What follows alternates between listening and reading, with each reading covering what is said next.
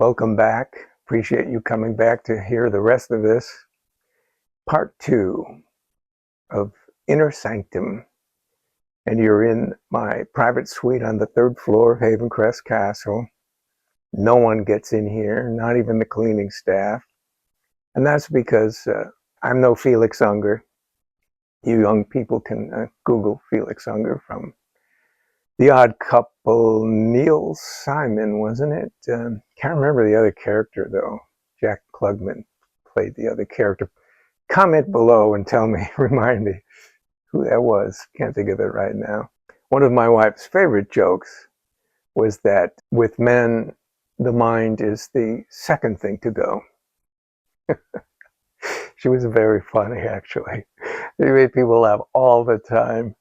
Not the men sometimes with those jokes, but the ladies loved her. So we're back in my private suite. You know, there's piles of stuff. One for Titanic clock, one for the castle tours, one for the main business, the mascot company, which I mentioned. And I'm going to highlight those in the future videos, but not right now. We're doing a kind of a very intimate look at life in the castle. Prince Jesse is sleeping over there. He's getting a little restless. It might be time for him to go out soon. So we're going to continue our tour of the memories and memorabilia up here in the private suite.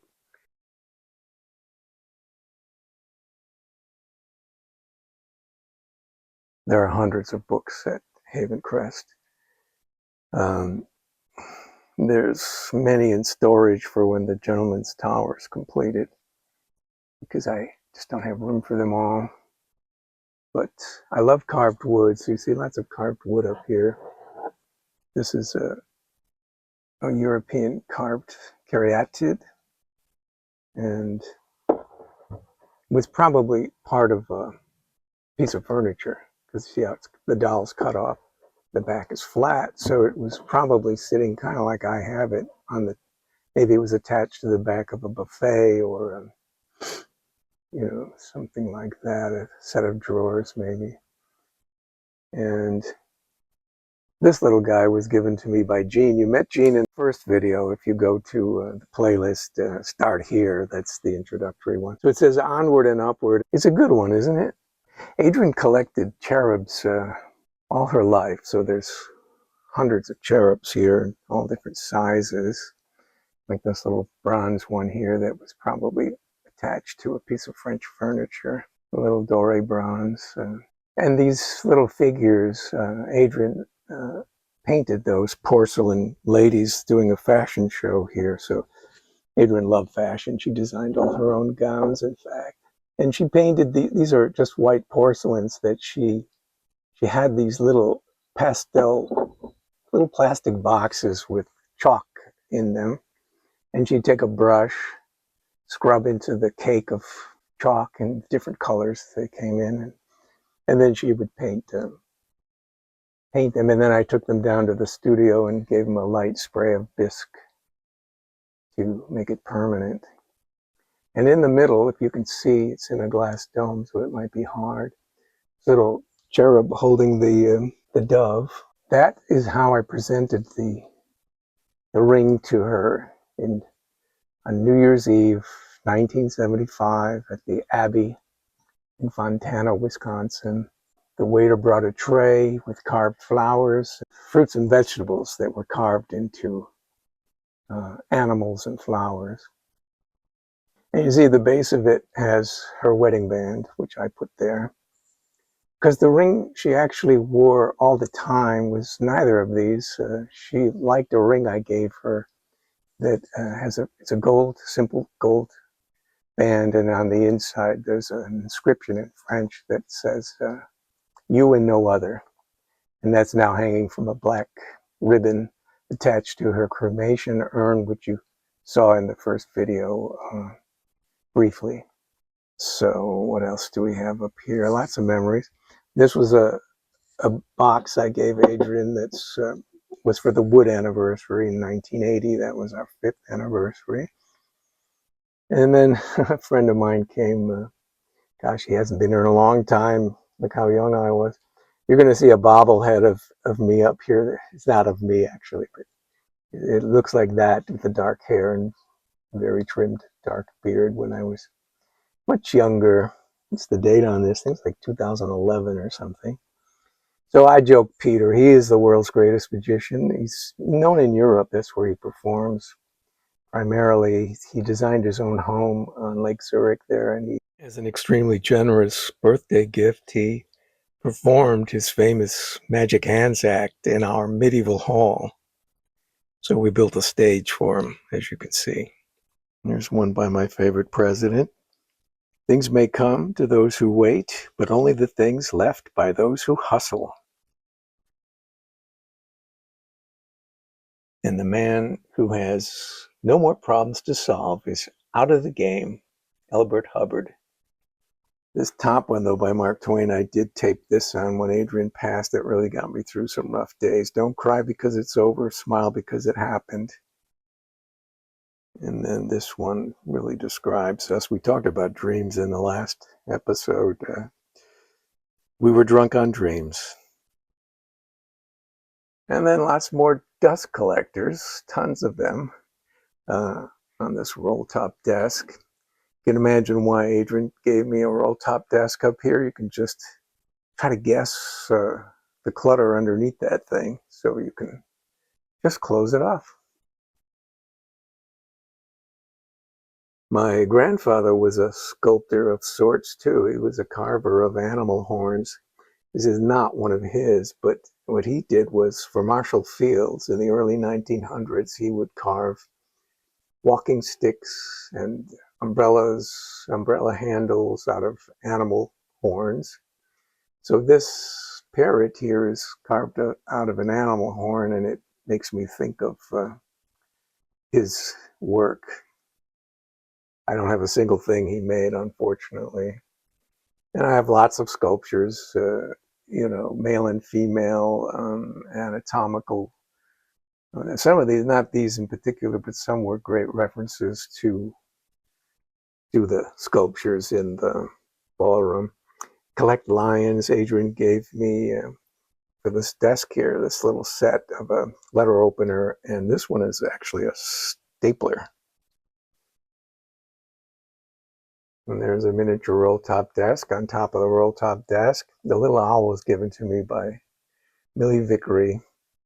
We called her Mama Millie. She was from Indiana originally, but lived in Lena many years. And Vic, her husband, the two of them, they were very special guests many, many times.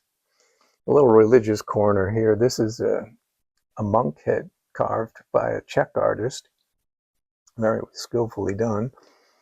And then here's another kind of a monk, a Buddhist monk, meditating.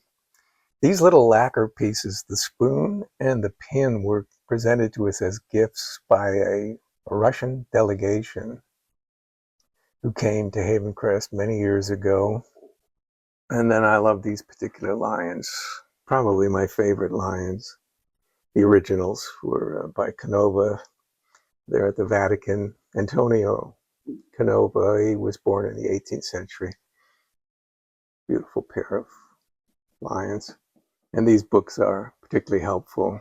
Adrianne's comment on a gentleman, I think, is good advice. She said, a gentleman fits in anywhere.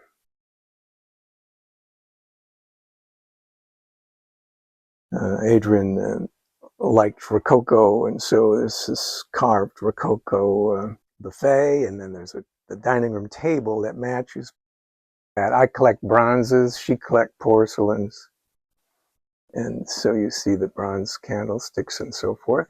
This is a nice little bronze from Paris, and it says Travail on this side, which is work, of course, and then in the front, peace and justice. You make that out. And this very nice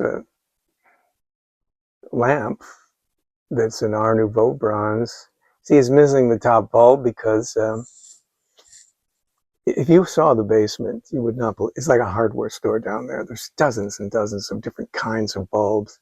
This is because the house is just full of all different kinds of lighting, different colored and different sockets, and some are European sockets, and so it requires a lot of light bulbs. And so these little Czechoslovakian glass beaded bulb covers, like you see on the other ones here, those the reason this isn't up there is because I have to get this little kind of white round bulb that they hold on to, and I couldn't find one in the basement, so we just can't keep them all in stock. There's always a bulb out somewhere. It takes 263 switches that you have to turn on to light the house for visitors. And this is a Emile Picot, another French sculptor that I like very much. This one's a small scaled down version. I really can't afford his full-sized ones, so I get the small ones. And then here is the match to that young musician playing the violin on the other end. She has a tambourine and looks like she's blowing a kiss to her audience. And I think it's an Auguste Moreau, but I don't know. It's not signed. They're not signed because they're lamps. So, but Auguste Moreau came from a family of sculptors, so it could be one of his two older brothers. His father was a sculptor too, and a painter. Jean Baptiste, my French from high school is all I can offer you. This is actually one of mine. And this is a replica from the RMS Titanic, which I'm kind of known for. I have this is a separate business altogether, collectors of Titanic, because I make the in different sizes. In fact, the full-sized version of this guy, except this is the aft staircase, and the other one's the forward staircase, the grand staircase. You'll see that in the first video, which I keep referring to. But what I love is the etched shades are so nice, beautiful. So this is the kind of thing we liked, all this kind of stuff. Dust collectors, as some people call them, but we like that. This is the most recent painting, obviously. This is a little reproduction that we have in the gift shop, but it's a big painting and it's in the medieval hall. It's the most recent painting I did of Adrianne, where she's coming in from the spirit world. And malachite is my favorite stone. Look how well it goes with the dress she's wearing right there. Isn't she beautiful? And look at the saying, nothing is worth more than this day. I got that after she passed, and it's just so true, isn't it? Because life is so delicate and it's so temporary, and she died so young. And this scepter was hers. She bought that before we were married. There's a picture of her wearing it with a crown that she had at the time, and the top of it's missing. It's very old, of course, just like me. And she made this, she wrote this poem, and she put little porcelain flowers here. It's fading to where you can barely read it, but love as an Italian garden, porcelain blooms that never fade. Even I can't read it. Blossoms forever in a world transformed in a magical glade. Poppies, roses, and iris stand, perfect tributes to love divine. What does that say? Love that flowers forever new is the love. And look, here's a funny thing. So, I have a greyhound. And here's what's great. Like this very old table scarf that Adrianne bought as an antique. But it's 50 years ago she bought it. So I think I read that anything that's 50 years old is considered an antique. So, how old is it now? And it's because things are old, they get stained, they get holes. So look, here's a little trick for you. Get a stain on something, you can just put a little object over it, and It helps. And, over in this little corner, I love this saying. And it's because, we were estranged from our families. Her parents disinherited her as soon as she decided to marry an artist. That's not what they had in mind. And I was estranged from my family as well. So it was just the two of us. And so one loyal friend, I put this above a photo with lots of different friends in it. And I'll let you, I won't mention which is the loyal friend. I won't mention it. So this was given to me by a great friend who's no longer with us, Millie. And when Adrianne died, she gave me this, so I framed it. And it's really wonderful to remember because there are people watching this that have lost someone important to them. And, it's just important to remember acceptance, appreciation, and assurance. Acceptance and appreciation, we all understand. But then the assurance one was interesting to me. This is probably the most important, she writes, and Millie wrote all this. If you can feel the deep down assurance that you were loved completely and that you returned that love and did all you could to make your beloved happy, then begin to look forward to each day. Don't dwell on the sorrows of the past. Look at each day as an opportunity to live fully. Take time for friendships that are lasting and satisfying. So, yeah, friends are very important, and they're very helpful. Here's Adrianne's favorite dog, Cartier. He was our first dog here, actually. Terrible, miserable dog, I'll tell you. This dog, he would growl at me when I would put the bowl down on the floor to feed him. Because he was a one-person dog, so he only liked her. They were attached at the hip. And there she is, smiling beautifully.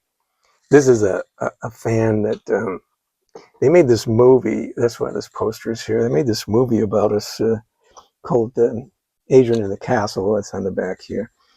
And this little pin, they gave these little hand fans out to the audience at the different film festivals, and it's played around the world in 2024. I went to some of them. I went to the South by Southwest in Austin, Texas. That was the premiere of it. And then there's the poster. Now it's streaming, and it's not my movie. It's made by a Canadian documentary filmmaker, Shannon Walsh. And then I went to a number of them after that, and my favorite actually was in Chicago, and that was a theatrical, what do they call it? It was like a limited theatrical showing of it. And here's the picture that they used for the fan. You can see, there it is, and just how beautiful she was. And that was her birthday, her 39th birthday, which she then kept 39 forever. After that, she always said she was 39. It was 1989. She was born in 1950. This was on the river here, the Mississippi River, which you can see from the crystal tower of the house when the leaves are down. And this one I like a lot. You can build a house with wood and stone, but only love can build a home. God, I'm really sentimental today. I think I haven't had enough sleep. I'll put that back later because it takes two hands. I think that'll do it for part 2. And next time we're going to do head, hands, and heart.